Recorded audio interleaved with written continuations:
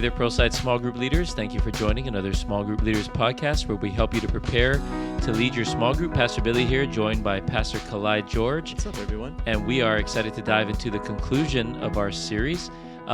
Before we do that, want to let you know that we have our annual back-to-school supply drive coming up the weekend of July 10th through the 12th, as well as the 17th through the 19th, where you can drop off any of the supplies requested that will go to supporting our local schools and students in need. It's one of the things that we do as part of our service and outreach to the community.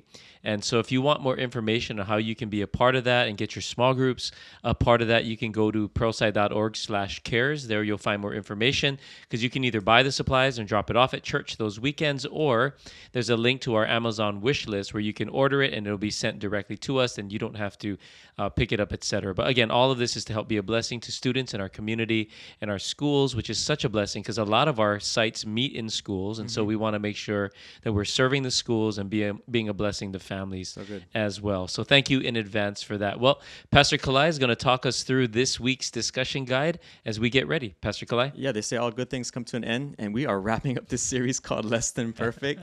And for the entire series, we've been looking at different judges in the book of Judges. And the book of Judges is one of those books that's more descriptive than prescriptive. They really give us an insight to Israel and their drift away from God and how God was still being faithful to them in the midst of their unfaithfulness. And so we're going to end it with this guy named Samson. He's probably one of the most famous of all the judges. Right. We've teased my son Judah because we haven't cut his hair yet. And so we've told him the story of Samson that, hey, if you're going to cut your hair, you're going to lose all your strength. And so he doesn't want his hair to be cut. But when we read the story of Samson, his strength was more than just in his hair. It was actually found in his Nazirite vows. Samson is one of those stories where he is one of, I think, 4 births that has an angelic visitation.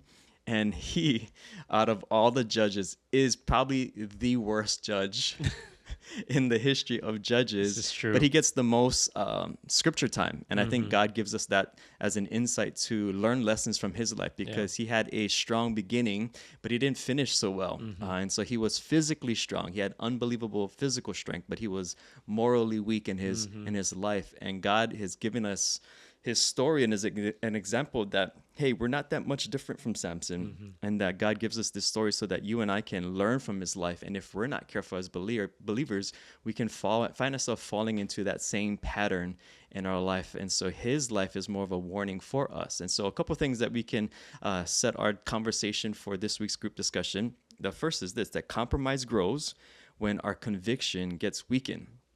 And so Samson had this Nazirite vow. He wasn't supposed to touch anything alcoholic fermented. He wasn't supposed to cut his hair, and he wasn't supposed to touch anything that's dead. And so he had this call from God set apart to be before he even came into this earth. But his life didn't necessarily follow these rules that God gave for him. And so he didn't ruin his life all at once. It was a slow drift, so to speak, over time. And so we see the compromises beginning to weaken his conviction in 3 ways: in the places, or the places that he went to. And so Judges 14:1 says that Samson went down to Timnah and saw there a young Philistine woman. And so Samson is supposed to deliver the Israelites from the Philistine people, but he finds himself hanging out in Philistine territory. And that's the example for sin, that sin often begins when we find ourselves in places that we shouldn't be. And so Samson is hanging out in a place that he shouldn't be, and that was the beginning of his compromise, so to speak, being evident in his life. The second thing that we see here is in his desires, what he wanted. Because he was in an unknown territory or enemy territory, it goes on to say that I've seen a Philistine woman in Timnah. Now get her for me as my wife, in Judges 14:2. And so because he was in the wrong place, Samson started to desire the wrong things. He wanted to marry a Philistine woman, something that was outside of God's design for his life. And because he was in the wrong place, he started to desire the wrong things. And our desires start to drift when we are feeding the things that leads to compromise in our life, which is exactly what Samson started to do. And then the third thing we see is in the voices, or who he ignored. In Judges 14:3, his father and mother replied, "Isn't there an acceptable woman among your relatives or among all of our people?" And so Samson's parents tried to be a voice of wisdom and reason with him, but he ignored their wisdom. And a lot of our mistakes come from us rejecting the godly counsel that God has placed in our life. And that's why small group is so important, because we get to hear the wisdom and the counsel of God in a community of safe believers. And so Samson rejects those voices, and that was the beginning of his compromise beginning to pick up speed. So much so that we get to our second point, where strength is lost when our heart loses surrender. And so because Samson started to drift away from God, we see the fullness of his drift when he marries a woman named Delilah. He tells her the secret to his strength, which is in his hair.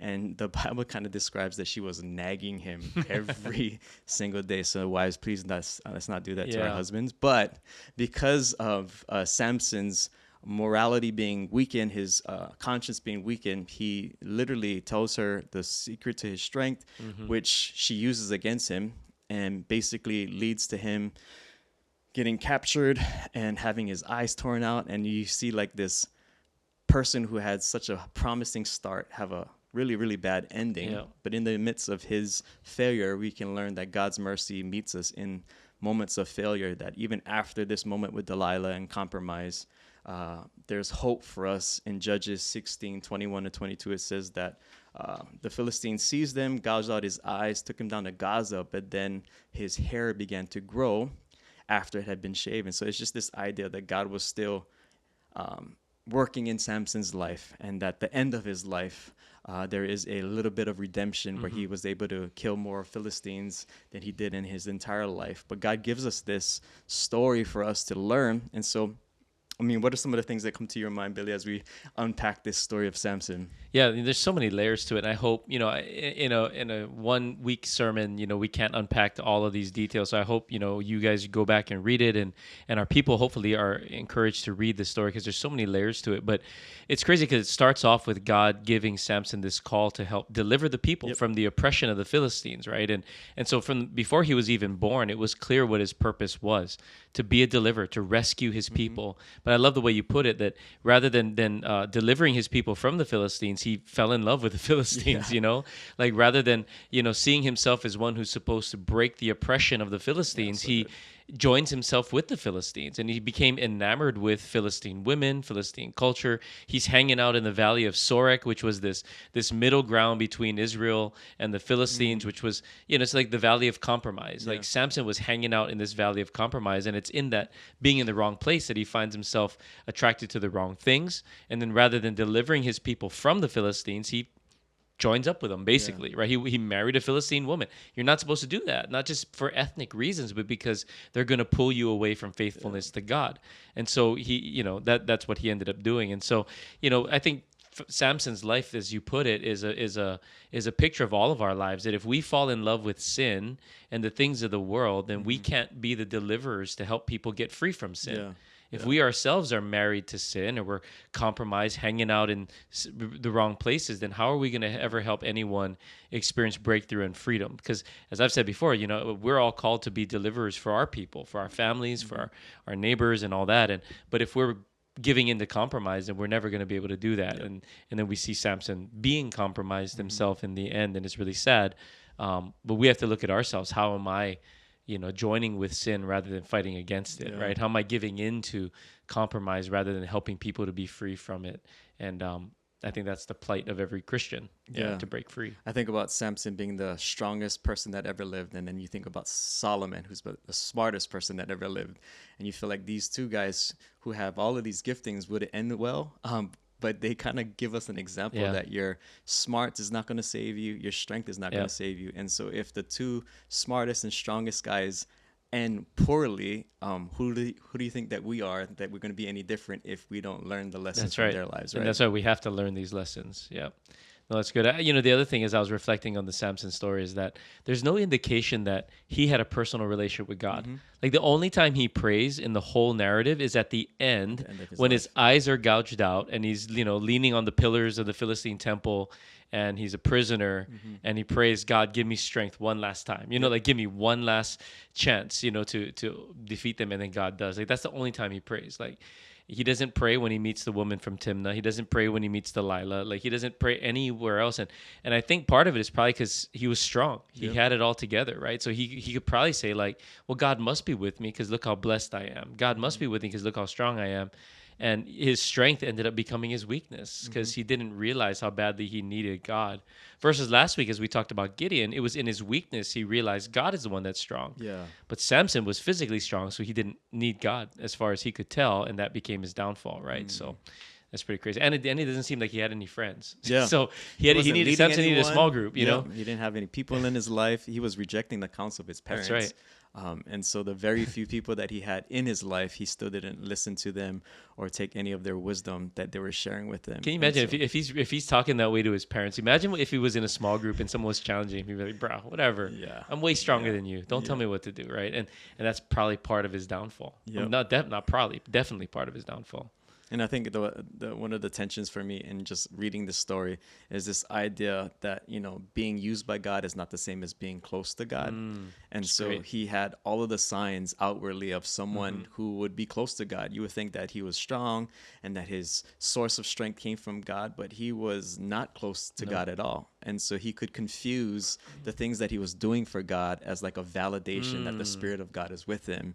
And it shows us that sometimes, we can have the outward signs of doing good things for God, but if our heart is disconnected from God, eventually that disconnect will come to the surface and people will really see where we're at in our relationship with him. And it'll lead to a crash. Yep. Sadly, it was a tragic crash for Samson and all the people. But we don't have to go down that road, right? If we can humble ourselves, realize our need for people and our need for God, we don't have to go down that same road. And so, as you said, the Samson story is a warning to all of us. And hopefully that's the way that everyone takes it. And so we kind of have 4 discussion questions listed, not saying that you have to use all 4, but giving you the wisdom and the opportunity and the flexibility to see what best suits the people that are in your small group. But a lot of it is more reflection time to kind of look at some of the lowlights in our life, some of the mistakes that we've done. So one of the questions here is, what are some of the consequences you've experienced because of sin?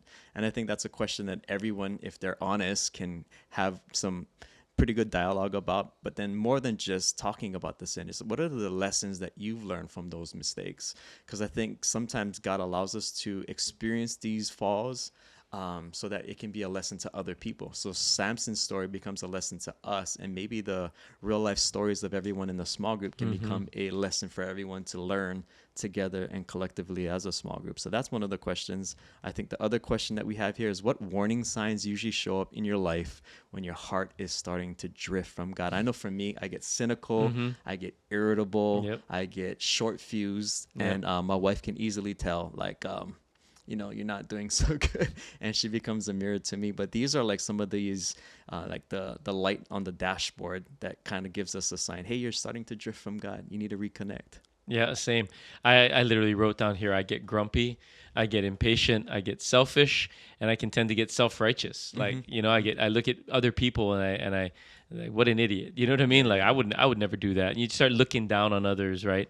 And to me, those are definite warning signs that, hey, I haven't spent enough time in prayer, haven't spent time in the Word. Maybe I'm tired, I need to rest, those different kinds of things. But those are definite warning signs for me. And then the last final question that you can choose to use, is there an area of compromise that God might be bringing to your attention right now? Give people the honest time to really assess their life. Are they taking steps in a direction that's leading them to compromise? Are they a few steps away from a moral collapse in their life? Are they a couple decisions away from ruining their families or their marriages? It's an opportunity for people to be honest. And this is the question where we want to create a safe place for people to feel comfortable enough to share.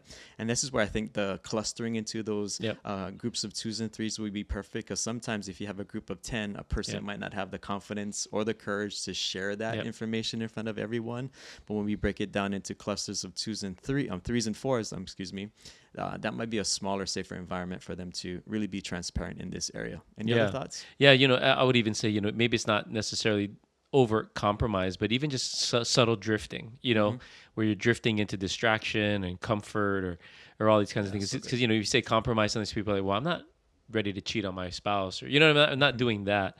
Yeah, but maybe you're just drifting into being complacent, or lazy or whatever it is. And because I was thinking about, like, with Samson, like his sin, it got progressively worse. It started with eating honey out of the lion, right? And he wasn't supposed to touch the dead carcass, and then meeting the woman hanging out in Timnah. He shouldn't have been down there, right? But it progressively went down to the prostitute, and then marrying Delilah, and then hooking up with Delilah, and all these things. It just kept on getting worse and worse. And so, and maybe he thought, well, nothing bad happened to me after I touched the lion. Nothing bad happened to me after this. And so it's this subtle drifting that then eventually turns into major compromise. So think of it that way. And maybe leaders, think of some area in your life where maybe you feel yourself or at times drifting, or maybe even right now, into subtle compromise, subtle distraction, subtle complacency. And, you can share some of that to prepare, hopefully open up people's hearts to want to be honest themselves. Yeah, so this is setting us up for a great conversation this week. I think this entire series was just a learning experience for me as we were doing research on each and every one of those prophets, and just kind of seeing that, man, the book of Judges is kind of God giving us a mirror for our lives, that we have a tendency to forget, and because we forget God, we drift away from God. And so it's wisdom literature for us to not find ourselves repeating the same mistakes that we talked about, that God wants us to break free from the pattern of sin in our life so that we can live a victorious life. And so we encourage you to have an amazing small group this week, an honest small group this week, and we're praying that God and His grace will begin to set us free from anything that really pulls us back in our relationship with Him. Amen. Well, have a great week, leaders. Thank you for all that you do. God bless.